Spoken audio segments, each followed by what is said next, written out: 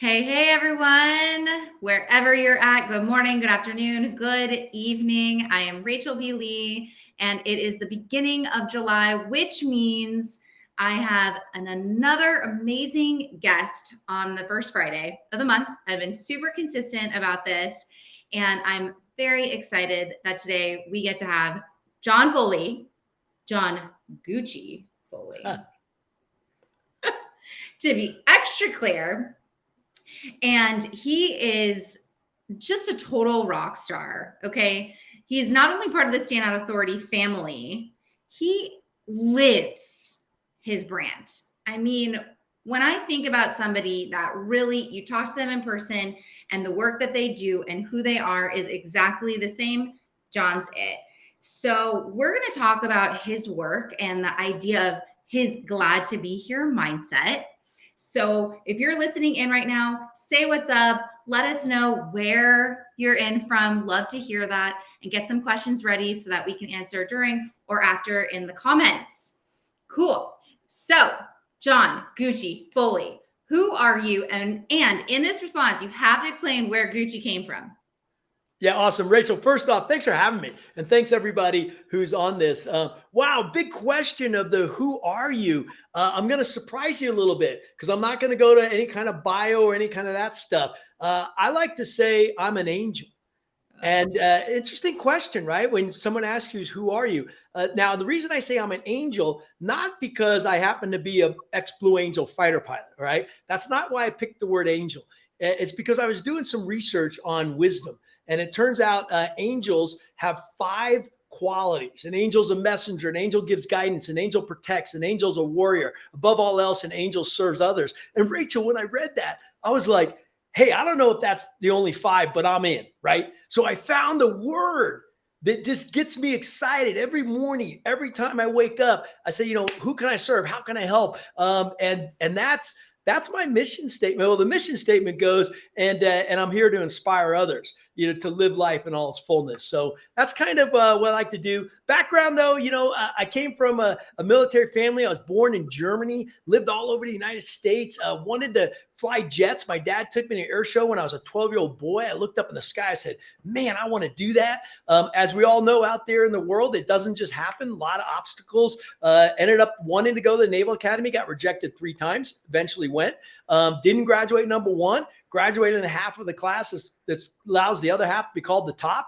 But I said, well, what the crap? I want to fly jets. And I started flying jets off aircraft carriers, flew in the movie Top Gun, ended up being a Blue Angel. And then about, I'd say 2 decades ago, Rachel, as you know the story, I had gone to Stanford Business School and worked in venture capital. And it hit me one day, high performance teams, how to turn them into business results. I'd been living that. Now, can I share that with others? And that's my passion now, how to become the Blue Angels of your industry. I mean, do you see what I'm saying? How he lives this brand? Do you just feel the energy from John? I mean, first of all, what a great opener. Second of all, it's incredible work that you do.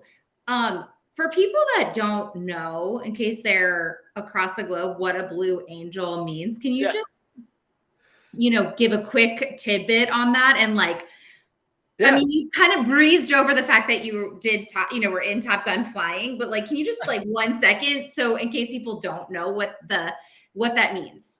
Yeah, absolutely. So first off, you can see behind me, there's some football helmets. There's some jets on them. Those are fighter pilot helmets. We were called Fist of the Fleet. If you remember in the original movie, Top Gun, which is where I did those flying, that symbol that you see behind me, which is a fist grabbing a lightning bolt, was on Tom Cruise's airplane. And the ironic part was, here's an inside scoop for Hollywood, is that squadron symbol should not have been on an F-14, which Tom Cruise was flying. But they thought it was so cool as an F-18 squadron symbol that they moved it over there. Those are those licenses you can do in Hollywood. But now you got the inside story, right? But the Blue Angels are the flight demonstration team for the Navy and the U.S. basically. And what we do is we take the pilots, we pull them together, and we go out and we do air shows. And we actually call ourselves ambassadors of goodwill, which is very interesting. For a tour, you're out there to inspire greatness in another human being. I'll never forget, yeah, we fly jets at 1,000 miles per hour closure, coming within a wingspan. We fly 18 inches from each other at 600 miles per hour. We fly upside down over cities like Chicago and Washington. And I loved San Francisco and Seattle. I flew so low to the water. You probably see this on YouTube channels. You can see a wake from the jet wash coming off my jet. But that's not what our mission was. We just used these fancy jets to demonstrate high performance people coming together for a purpose higher than self. And I'll never forget it because our mission was going to the crowd line. And there's pictures of me holding little girls in my arm. And I'll never forget the look in those kids' eyes. And that's what inspires me, to see hopes and dreams in another human being. And then I turned out that, wow, there's a process to this. You can actually build high performance teams. There's a process to having a great company. But more importantly, there's the mindset, and it's all represented by these 4 words. Glad to be here. So let's talk a little bit more about that. So John Foley is a renowned speaker. I mean, this guy speaks with all the major business executives and leaders across the globe and all the major companies. And you first talked about that high performance mindset, right? What you were able to really gain as part of the Blue Angels is a level of high performance unlike most people could ever really dream about being. But something you talk about is the glad to be here mindset actually being the ultimate mindset, even more than that high performance. Yeah. Right? Yeah. So can you talk a little bit about what is the glad to be here mindset? How did that get created for you? What does it mean? Well, it's the ethos of a culture, right? And that's the culture I want, not only in my company, but I want in all companies in the world. And that's a culture where people feel appreciated, they're grateful, they enjoy, they're passionate about work. And I think there's the 3 Ps. You got to be passionate, you got to have a purpose, and that purpose larger than self, and you better be present. Okay, let me tell you, when you're flying a jet fighter, you got to be present. Well, guess what? So you and I. We need to be present every day, and so do the people listening to us who we're dealing with. But the glad to be here is that ethos. Now, where did it come from? It's this combination of operational excellence. So let's not forget that what I'm talking about here is not fluffy, okay? It's fun, it's joyful effort, but there's a process to it, and it's hard work, and it's good work. And that is this process of preparation, focus, execution. And then we have this thing we call a debrief process, which most people understand the concept of debrief. If you want, we can get into it a lot deeper, because we actually, it's the secret sauce. It's the tool we used on the Blue Angels for continuous improvement. It wasn't about a result. It's about a mindset of continuous improvement. So I don't care if you're starting with an organization and you got all kinds of challenges. You got people withholding. It's bad communication. We're in silos. That's fine, because we can build through that. Or you're, with most of the companies, a lot of companies I work with, I just got off with P&G. They're already with their best people, but they, 100 years, they want to know how they get to the next level. Mercedes-Benz, we just did a whole training with all the owners of Mercedes-Benz and their managers. Great company, the best or nothing is their logo. Well, how do the best get better is what we added, right? That's kind of the key. And it's fun. So it's a combination, quickly, of operational excellence with appreciation and gratitude. And when you combine those two, you get this ethos that really answers a lot of the challenges we have out there in the business world. So, okay.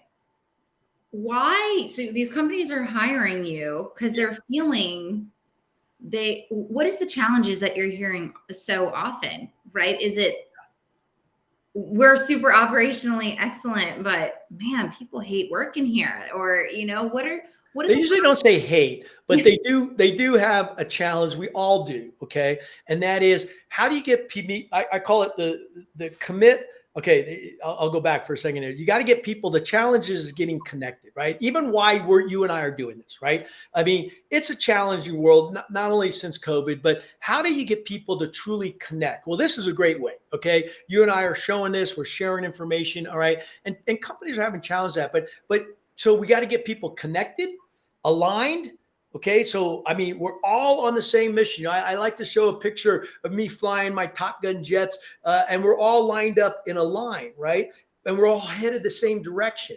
So we know what our mission is. We're headed there. We're aligned. We're trained, but we're committed. And see, that's the third piece there is how do you take commitment to the next level? Now, in those jets, we were willing to give our life for the person next to us. And I joke around in my keynote speeches, I'm not asking anybody out there to give their life for the person next to them, right? But can you imagine if you were, right? And can you imagine, like, even in your own family, where most of us are willing to do that, right? If you can transfer that to just the way you operate in the world. So what I'm trying to do is just help clients accelerate to this high performance, and they can define it, right? So a lot of the challenges you mentioned, people were busy, right? Let me tell you, I just got off with the CEO, and he said, look, it's not that we're not busy. They happen to be splitting their company into two companies now. So there's a lot of fear, like, where am I going to go? Am I going to land a job? Who's going to be my new boss? These kinds of things. And there's M&As, there's mergers and acquisitions happening all the time. So we're about high performance teams. We're about how do you get people to come together, commit, align, connect, and then actually take the results to the next level. And that's what I'm always looking at is make it a better environment. And now let's go to the next level. So how do you do that? I mean, is it different? Obviously, there's differences in every company, but you're working with so many companies, you're probably seeing some very common pain points, pain points in areas to bring the team more together, to be connected, committed. Yeah. What are those bigger pieces that you're seeing, the challenges inside companies? And then what are some ways that you help improve?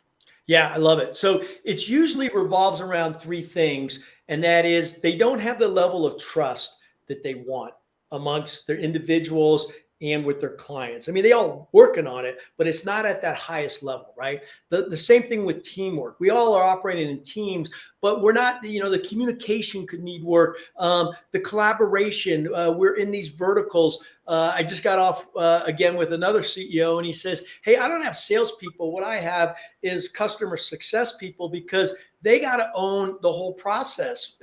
If it's a logistic issue, you can't point your finger at your teammate and say, well, the only reason it didn't happen is because we didn't have the logistics. No, we got to work together, right? So everyone's trying to do this, right? It's not that we're not trying, all right? And we want to make it easier and fun. That's the glad to be here. This isn't about working harder, okay?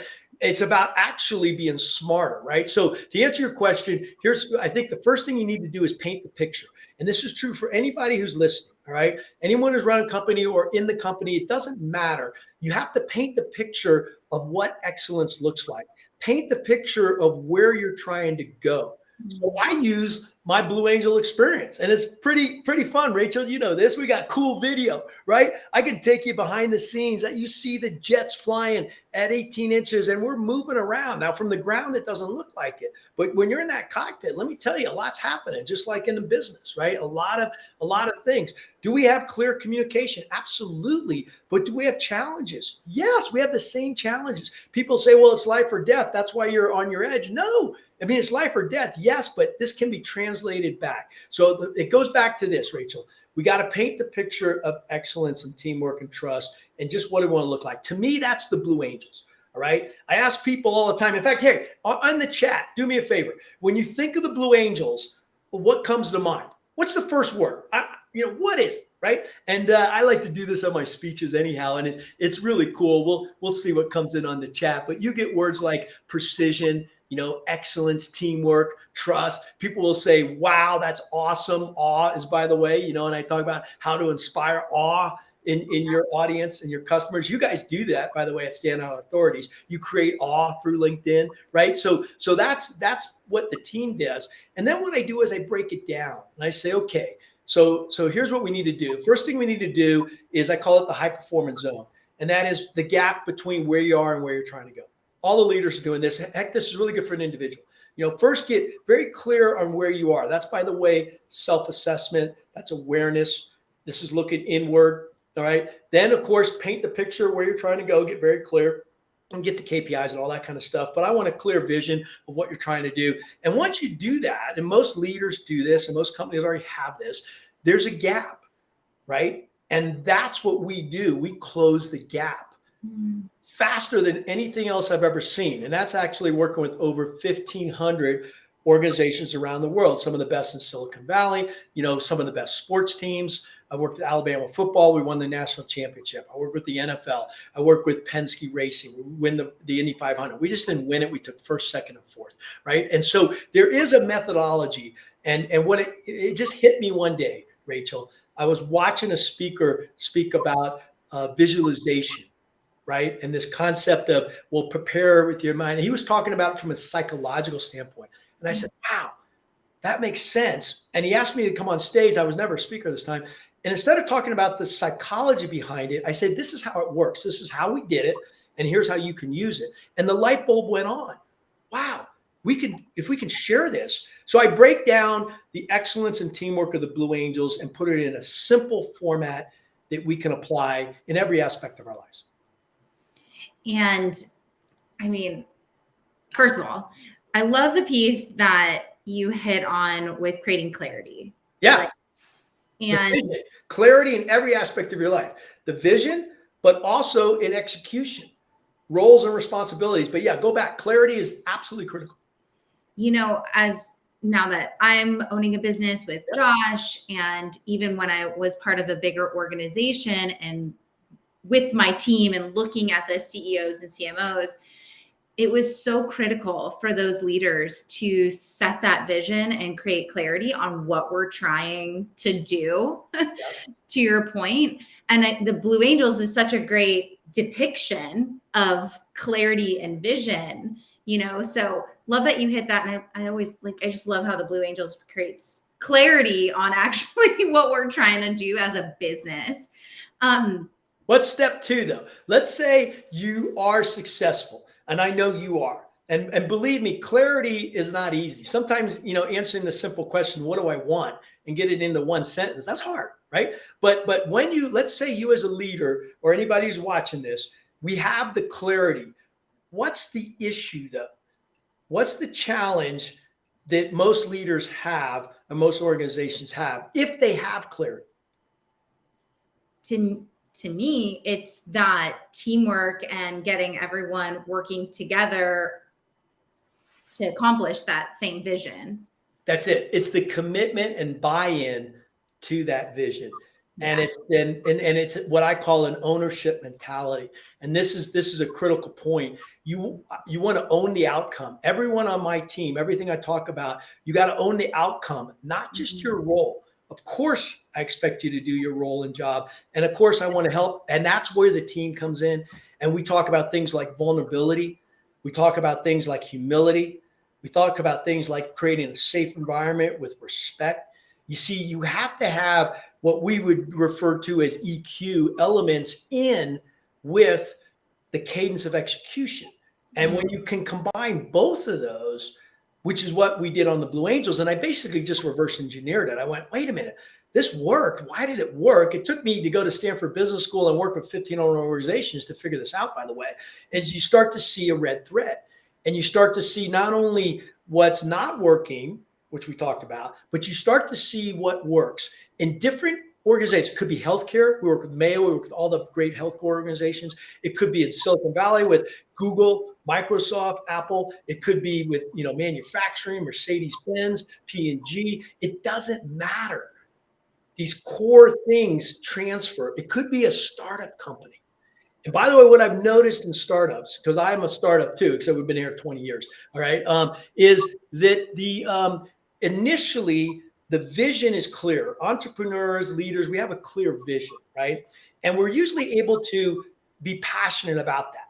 And you build, you can pivot quickly with trust. What's missing is the ability to scale it, the ability to have process and systems where you're not recreating the wheel every time. Now, here's the challenge. When you work with big companies, they have just the opposite problem, mostly. Yeah, they've got systems and processes probably too much. And what they're losing is that agility the ability to not only adapt to change, but to lead through change. And it's not because they don't want to. It's the sheer burden of this. And so what I'd like to talk about is, I call it the Diamond Performance Framework, but it's a framework that I remember in Stanford Business School, strategic management theory. They teach you vision, plan, execute, feedback loop. So everybody in this room knows that. Everybody we're talking to. What's the vision? Come up with a plan, execute on a plan. Now here's the weakest link, the feedback loop. Yep. Most organizations and people, we understand there's a problem there. IT gets it better than most, but is the weakness of that feedback loop. Now I take it to the next level, and I say it's just not about vision. Let's make sure we have clarity of vision. You mentioned that. It's about commitment and buy-in, and that's beliefs. How do you get people to believe and buy in? How do you get customers right here, stand out authority? How do you get customers to really believe in you, Rachel? I believe in you. You're awesome. Okay, you guys are doing a great job. That's the first link. You got to connect beliefs. And there's limiting and liberating beliefs. And a lot limiting beliefs are fear, and they're holding us back, and they're all out there in the organizations right now. So I try to paint that picture of what's possible. All right. Then you want to be prepared, but it's not about preparation. It's not about so much planning. It's about preparation and focus. We talk about focus. I can take you inside the Blue Angels and show you how we focus the mind. And it really gets kind of cool because it becomes more of an individual tool besides an organizational tool. The trust is, to me, the key to execution. If you want to increase execution, there's a lot of levers you can pull. Let's work on trust. And if you can increase trust with verbal and nonverbal contracts, these are agreements, the ones you and I have, which says no matter what, I'm going to make sure this works for you. I'm so glad to be on here. I'm going to do whatever it takes. These are contracts that with customers are amazing. But the fourth and final piece to this, and the absolute most important one, the one that's missing the most, is the ability to have a tool or mechanism to learn from. I call it Learn, Grow, Give. And that's this glad to be here debrief, which I'm happy to unpack if you want, because what that does is it resets belief levels and you get a spiraling up process. Let's unpack that debrief, since you're on a roll. I know. I don't want to talk too much. I know you're leading this thing. All right. No, I'm here to get the goodness out to share so we can educate. Okay. So what I found, and I'm happy to share this because to me it is the essence, is if you just say the word debrief, people look at you and they get this glazed look in their eye like, yeah, but I don't have time. We have enough meetings. Come on, I'm going from one meeting to another. Why, and then they start to, so the first thing is I don't have enough time, right? And what the answer there is very simple, because I show them the power of not just a debrief, okay, but a glad to be here debrief, which does something different. It's a mechanism for chemistry.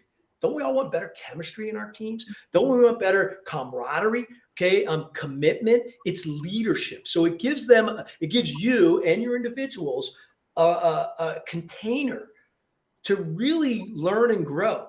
And I want to identify small things before they become big things. So when people say I don't have time, I say, you know what?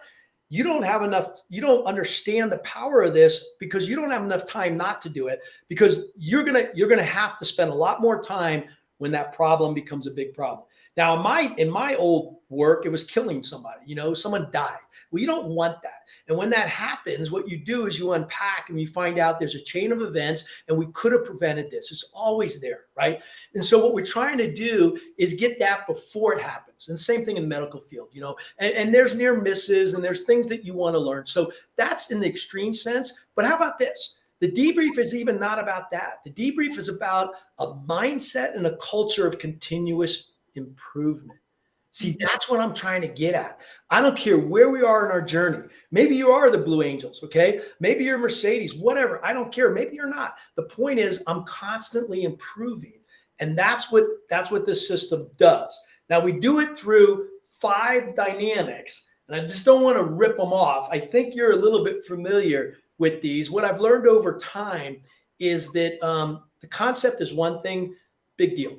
And there's tons of benefits to doing this. We talked about the bigger benefits, but there's actually a path to get there. And ask me a question, because I think I've been talking too much, and then I'll start to dive into the 5 dynamics, which every single one of us listening to this can implement. Well, there's 5 dynamics of the debrief. The glad to be here debrief, which is different. Glad to be here debrief. Yeah. And I want to know what's the last step. Can you work our way back? Oh, nice. Okay, we're gonna go reverse. I normally don't do that. Way to challenge me. Okay, it's good. The last one is actually not just a step, and it's the ethos. And we kind of mentioned it, but it's glad to be here. And we end our statements on these debriefs with glad to be here. Now, what does it really mean? It means I'm just reminding myself of why I do what I do. You know, all of us out there, I mean, we're so much stuck in the how that sometimes we forget the why. And it's a good reminder to be grateful for the opportunity. As I know, I'm super grateful just to be on your show right now. Okay. I was grateful to be selected for the Blue Angels. I mean, super grateful. And I'm grateful to work with the clients I get to work with, but I'm also grateful to wake up every morning. I live here in Sun Valley, and we just had a great July 4th, right? And I got my 2 Rhodesian Ridgebacks, and we go out for a walk behind my house. Here's the thing. Gratitude is one of our superpowers. And glad to be here, the 5th and final portion of these things pulls it all together. And it's an ethos. And before we leave, I'm not going to do it now. Remind me if you want me to share with you my glad to be here wake up, which is a simple process that helps reinforce gratitude. But 5th dynamic, most important, get glad to be here as part of your life and part of your organization. Okay, so we're in the mindset, we're in the debrief. And I want to add to what you're saying too, is, you know, we are so focused on the how did we do, and that it is, and about the results. Yeah. So and results matter. I don't want to say they don't. But it's about the learning, you're saying. Yes. What did we learn along the way? Yes. And really thinking about those gains. That's it. Not only how you learned, that's so critical. What can you replicate? So most of the debrief is focused on what's going well. How do we refine what we're already doing, the customer journey, right? And there's constant little refinements that can be made, but you're absolutely right. That's to change the focus from just the result that I want in that moment to what's the continuous improvement that can be replicated over and over again. Got it. Okay, so since we're going to be coming to the end here, the debrief, the glad to be here mindset is the ethos for it. What are the 4 pieces of the debrief? Yeah, so real quickly, I'll go from 1 through 4. The first is you need to create a safe environment. And what I mean by that is we all struggle with fear. I mean, let's just be real, okay? And so what we're trying to do is eradicate fear out of your own life, or even more importantly, an organization. So the way to do that is you got to create a safe environment. And I don't mean just a physically safe environment. I mean a psychologically safe environment. And you do it with one simple word. It's called respect. Okay. I mean, we want to create respect amongst every individual. I want them to feel like they can speak up. I want them to feel like they can say anything they want. This safe environment is number 1. Okay. And that's respect, and everyone gets to talk. Number 2 is you got to check your ego at the door. Okay. Because again, people have egos. I mean, I like to joke around. You think fighter pilots got egos? I mean, of course. But when you get to go through our trainings, you get to see, because it's not just me talking, we get to go into the debrief rooms, and you get to see how we debrief. And all of a sudden, people ask me all the time, holy crap, I didn't see any egos in that room. And I said, yeah, you know why? We had an ethos. You check your ego at the door. I want you to be good. I like people good around. It's about the we, not the I. And that's how you check egos. And by the way, it's also, if you're ever struggling with this, with somebody else, okay, connect back to the higher purpose. Mm-hmm. Once you connect back to a higher purpose, you can't have an ego. It doesn't fit. All right. All right. So that's that. And that's the humility and the vulnerability that you want to bring. And like Gandhi said, be the change you want to see in the world. If people are thinking, well, how do I do this? Well, number 1, start with yourself, and be that example, right? Now, the third one is this openness and honesty that I call lay it on the table. We kind of referred to that in the past. There's a lot of withholds that are out there in business, especially if you don't feel safe. You're not going to, you're afraid for your job, or some people are just afraid to look bad. And I'm like, hey, I'm okay with making mistakes. I make them all the time. All right. I just want to learn from them. Right. So to me, the lay it on the table is let's be open and honest. Now, do you have that is a peel the onion. How open and honest are you with your partner? Let's just start there, okay? And then you can get to the organization. Now, the fourth one, as we wrap, is accountability. You know, I mean, don't we all want accountability? Well, of course, but here's what I think that the nuance is. And we're talking about nuances here in a lot of this. What we're really looking for is personal responsibility. Mm-hmm. And when you have personal responsibility, accountability becomes a given. And the way you get there with the fourth dynamic is own the outcome. I want to own it and fix it, which is what we talked about earlier. And then the magic comes together when you infuse it with glad to be here. Here's the beautiful part, Rachel. It's not hard. You know, I feel like I've been talking too much about philosophy and frameworks. You know, you just gotta. Every company's going through this. Every person's going through it. Wherever you are, great. We can get a little bit better, and it's actually fun. And that's why I'm wearing my shirt. Glad to be here. I mean, you pointed out so many good things. I think some of the big pieces, right, for us to walk away is around this idea of continuous improvement. Yeah. And that mindset, having that personal mindset. You know, John, it's taken me a while, and honestly, being courageous to leave my corporate job and to be an entrepreneur, to be okay with imperfection, to be okay and say, I'm doing the best that I can, right? And that, starting with the within, is really that inside job is a lot of what I'm hearing you talk about, you know, and the vulnerability piece too. And that's hard. At a lot of companies, being vulnerable is not accepted. It's not normal. You know, right. Leaders aren't doing that. So I think we all get to do that. Because if we don't do that, it's hard to create, I think, the things that you're talking about, the results and the mindset within the team. So yeah, I like to say, Rachel, you nailed it. I like to flip that mind of it's hard to be vulnerable to there's strength in vulnerability. Ooh, I love that. And there is, right? And there is. There's the tweak. That's it. That's the tweak. You see, John's just masterful at the words, and everything you do is ultimately about that gratitude, right? Every word, even just saying that, why does it have to be hard versus, you know, having strength, and just those little tweaks. And that's what you do all the time with your brand, John.